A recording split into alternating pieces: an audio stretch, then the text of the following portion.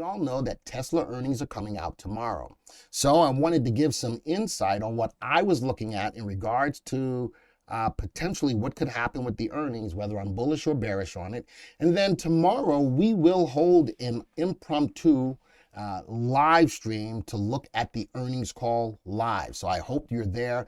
Whatever my assessments are, I'm either going to be right or I'm going to be wrong, and I'm going to own it tomorrow during the live earnings call. All right, let's get into the software. Here's Tesla.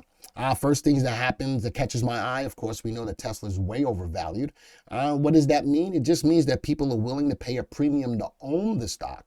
This, as an investor in the stock, I always keep my eyes on that, because if I'm trading it, I know that it's going to have a huge potential to fall to its value at some point in time.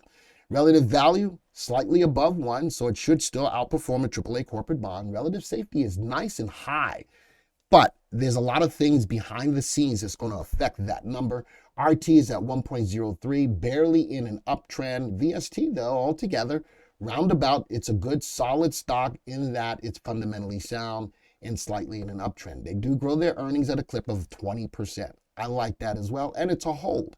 Now I'm going to introduce you guys to something that you don't always use. I know you don't, because I know. Let's go right click on the stock, and I'm going to go look at view historical data. Now, what is that? I can now look at all of these indicators, whether it's intraday. I'm going to put this on end of day.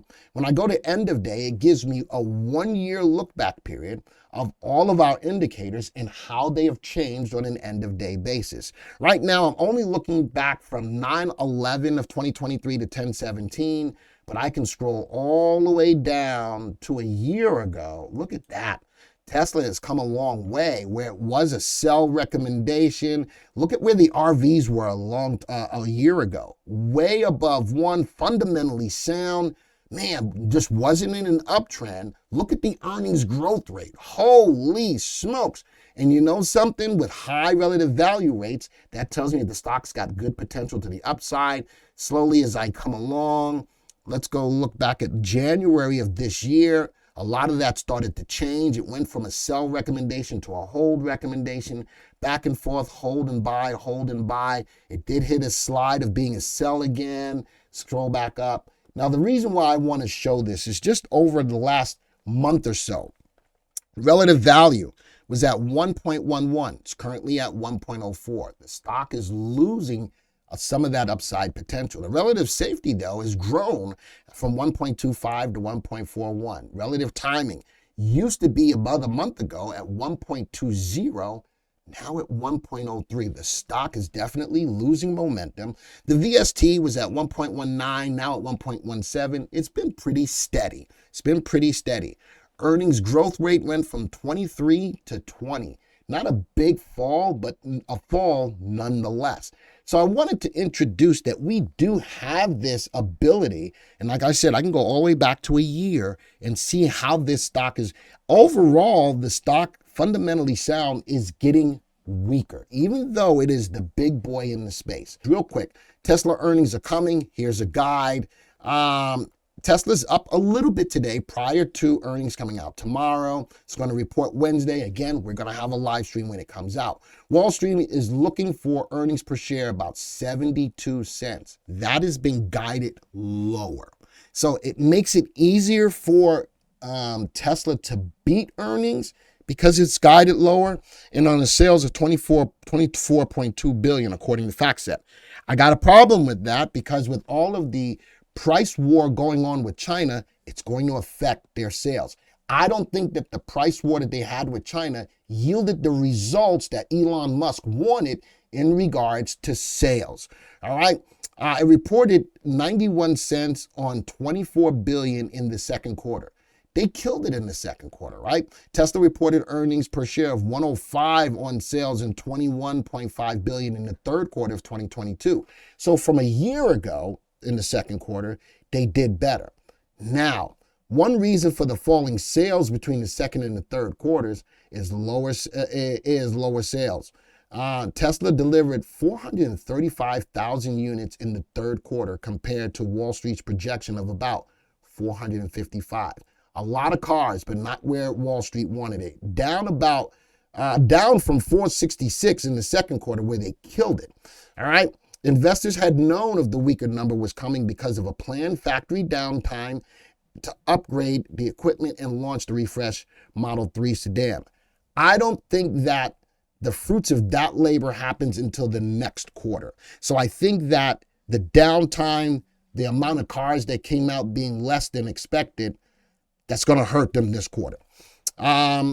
And I'm looking to see what Elon Musk says about the Model 3 redo. Tesla delivered 343,000 units in the third quarter of 2022. So still higher than 2022. Overall, looking better than last year, but I think the pricing wars is going to hurt them. Delivery number hasn't hurt the stock much coming into Tuesday trading since Tesla reported third quarter delivery shares are up 1.5%. That's not a lot. Next story I have, expect the company's quarter three earnings to decline compared to the prior year due to margin contraction. The price war. That's going to hurt the stock. And I know Elon said, right now, I don't care about the bottom line. I want to sell the cars. I think in the price war, it doesn't look like he got what he wanted as far as sales. Tesla reported better than anticipated quarter two 23 results. All right. However, the company's operating margin declined by a staggering 493 basis point year over year to 9.6% during the quarter two earnings call coming into now. Musk dismissed worries about the near-term margin variances as he remains confident about the company's vehicle autonomy technology driving long-term growth. Talking about the autonomy, I don't know if that's grabbing traction just quite yet. Well, look, as cautioned by the company, quarter three deliveries declined 6.7% compared to the second quarter due to planned shutdowns, upgrade factories. Still, quarter three deliveries were up 26.5% prior to the prior year. All right. Analysts expect the company's revenue to rise 13% year over year to $24.3 billion. However, they project adjusted earnings per share to decline by about 30% to that price of 73 due to lower margins. Now, I think at 73 cents, it makes it easier for them to beat earnings, but I think, and I'm going to call it now, I think that they miss earnings and I think that they miss revenue. I called it. All right, so I got a 50% chance of being right or being wrong. I think that they miss earnings and I think that they miss revenue. I'm going to bring up a graph real quick. View the stock graph. Now, a lot of you are probably going, man, this dude don't know what he's talking about. I want to show you something. Let's put this on a 1 year. Here's the nice move, blah, blah, blah, buy, hold, sell. There's what I'm looking at. Coming from that high back in July of 2023, and I'm going to put earnings on. This is what tends to happen. Earnings. All right, earnings came, good times. All right, we were still rocking and rolling. Earnings fall. Before we did rise up, earnings fall. Before we did rise up, but we didn't take out the prior high. And that's the problem. I think that even on the rises now, we're not able to break through the downtrend. I'm looking at earnings growth falling. I'm looking at earnings per share falling. The stock technically is not overbought or oversold. I'm showing you these trends, but they're having a hard time breaking through. So my call right here, right now on earnings, I think that even with the adjusted earnings down to 73 cents, 72, 73 cents, I still think that with the pricing war, with the falling sales, that they missed both earnings and revenue. We'll see. So make sure you join me tomorrow for the live earnings call, and I'll own it. If I'm wrong, I'll own it. If I'm right, I'm not going to gloat. All right. All I'm doing is giving you the analysis as I see it.